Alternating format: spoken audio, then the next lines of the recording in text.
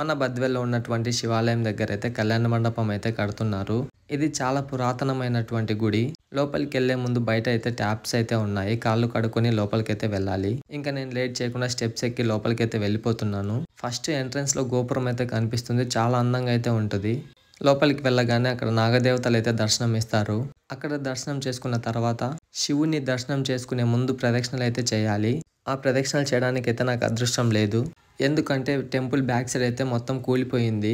ఇంకా ఈ వర్షాలకైతే కూలిపోతుందనే కొంచెం భయంతో ముందు జాగ్రత్తలు తీసుకొని అక్కడ ఎవరు ప్రదక్షిణలు చేయనీయకుండా అయితే కర్రలైతే అడ్డు పెట్టేశారు. అంత ఈజీగా ఎలా పడిపోయింది అనేది నేను షాక్ అయితే అయిపోయాను. ఇంకా డైరెక్ట్ గా శివుని అయితే నేను దర్శనం చేసుకోవడానికి అయితే వెళ్ళిపోయాను. ఈ టెంపుల్ కి అయితే ఒక హిస్టరీ అయితే ఉంది. ఈ గర్భగుడికి కూడా ఒక హిస్టరీ అయితే ఉంది. ఇంకా నేను శివుని దర్శనం చేసుకొని పక్కనే ఉన్నటువంటి ఆంజనేయ స్వామి టెంపుల్ లోకి అయితే వెళ్ళిపోయాను. అక్కడ కూడా ఆంజనేయ స్వామిని దర్శనం చేసుకున్నాను. మీకు ఇక్కడ కనిపిస్తున్న బావి అయితే నేను చిన్నప్పుడు అయితే చూశాను. అందులో మన వాళ్ళు చెత్త చెదారం వేసి దాన్ని అయితే బూడగొట్టేశారు ఒకప్పుడు. మళ్ళీ ఇప్పుడు క్లీన్ చేయడంతో అది వెలుగులోకి వచ్చింది. ఇక్కడ కనిపిస్తున్నటువంటి కోనేరుకి అయితే ఒక చిన్న కథ అయితే ఉంది. అదేంటంటే ఆ కోనేరు లోపల 7 బావులైతే ఉన్నాయంట.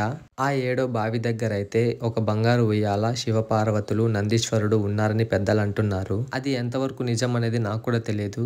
మీకు ఎవరైనా ఈ శివాలయం గురించి తెలిసి ఉంటే, ముఖ్యంగా ఆ కోనేరు గురించి తెలిసి ఉంటే కామెంట్ చేయండి. ఇంకా శివుడు ఉన్న దగ్గర అయితే అమ్మవారు ఖచ్చితంగా ఉంటారు కదా. నేను అమ్మవారిని కూడా దర్శనం చేసుకున్నాను. ఇక్కడ కనిపిస్తున్నటువంటి చెట్టు మాత్రం నా చిన్నప్పటి నుంచి ఇలాగే ఒక సైడ్కి అయితే ఉంది.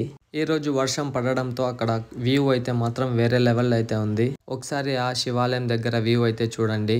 ఈ టెంపుల్లో ఒక్కసారి అడుగు పెట్టగానే మన బాధలు కష్టాలు అన్ని పోయి ఒక్కసారి మైండ్ రిలాక్స్ గా ఉంటది. ఇంకా నేనైతే ఇంటికి బయలుదేరేస్తున్నాను. నెక్స్ట్ వీడియోతో మళ్ళీ కలుసుకుందాం. Bye friends.